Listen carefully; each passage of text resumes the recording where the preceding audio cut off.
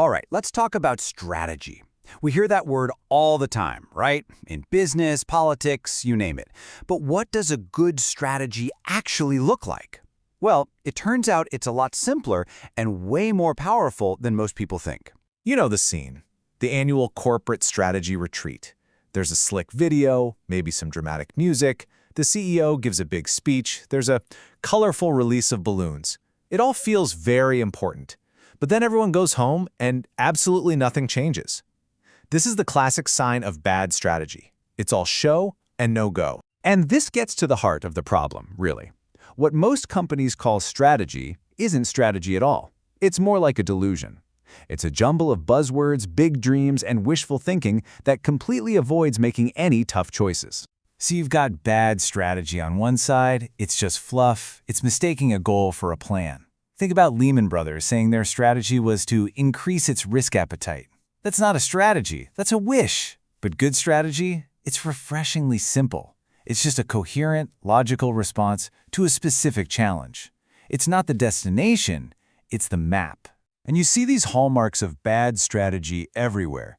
You see the fluff, like a bank calling itself a customer-centric intermediation, which is just a fancy way of saying, you know, we're a bank. Or you get what's called a dog's dinner, a messy plate of conflicting objectives, like the plan from International Harvester in the 70s. It was basically a wish list that led the company straight into disaster. Okay, so if that's the mess we want to avoid, how do we get to the good stuff? How do we move from all that fluff to real focus and power? The answer lies in this really elegant framework. Author Richard Rumelt calls this structure the kernel, and it's basically the DNA of any good strategy. It doesn't matter if you're leading an army, a company, or even just a corner store. It's a tool for thinking that helps you cut right through all the noise. The kernel has three essential parts that have to work together.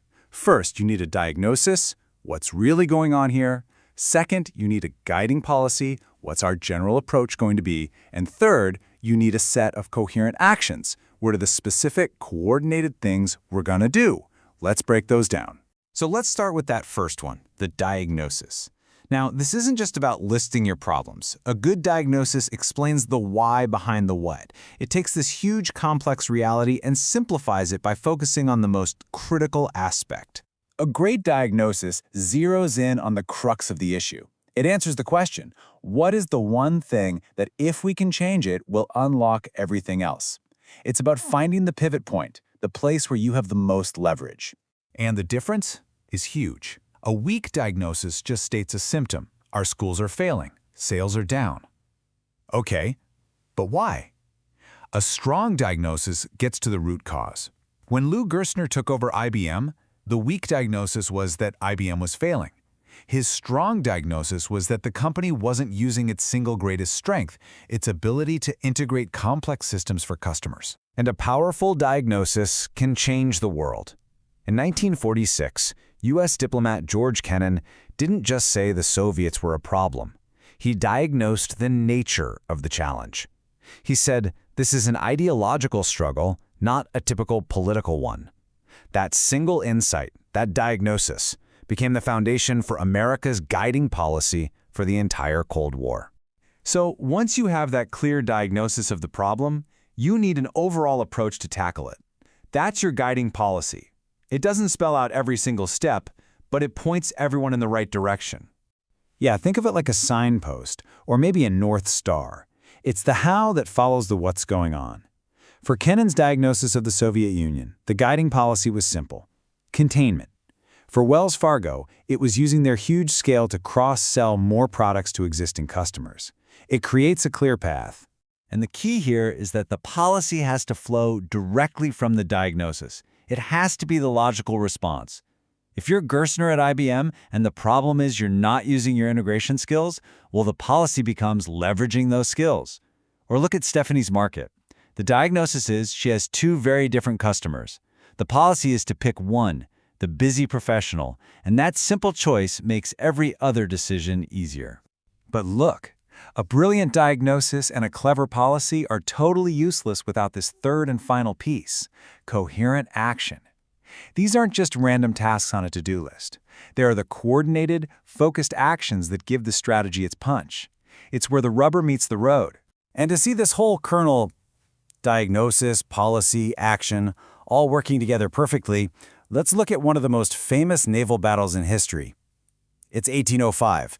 Napoleon is ready to invade England, and the only thing in his way is a small British fleet facing a much larger enemy. The odds are not good. Now, the British Admiral, Lord Nelson, didn't just have a goal to win. He had a perfect kernel. His diagnosis? The enemy crews were less experienced and would struggle to aim their cannons in the rough seas. His guiding policy? Don't play their game. Instead of lining up ship to ship, he would break their line, create total chaos, and fight up close where his better-trained crews had the advantage. And the coherent actions? An incredibly bold, specific plan, attack in 2 columns, sailing directly into the enemy line, accepting huge risk to his lead ships to shatter the enemy's formation. It was a massive gamble, but Nelson's strategy was executed flawlessly. And the result? The number of ships the British fleet lost that day was exactly 0. And the combined French and Spanish fleet? They lost 22 ships. 0 to 22. Nelson's strategy didn't just win a battle, it cemented British naval dominance for 100 years. That's the incredible power of a coherent strategy.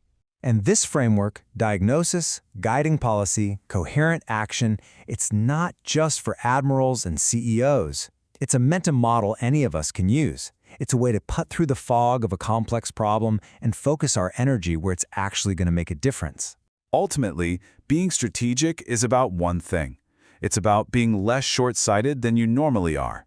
It's about fighting that natural human impulse to just react, and instead to pause, to see the situation clearly, and to act with real intelligence. And this is a really important thing to remember. A good strategy is not some magical formula that guarantees success. It's not about being certain. A good strategy is really just a well-informed hypothesis. It's an educated guess about what you believe is the smartest path forward. So that's the final question to take away from all this. The next time you're facing a major challenge, don't start by asking, "What's our goal?" Start by asking, "What's really going on here?" And once you think you have an answer and a path forward, ask yourself the most important strategic question of all. What's your hypothesis?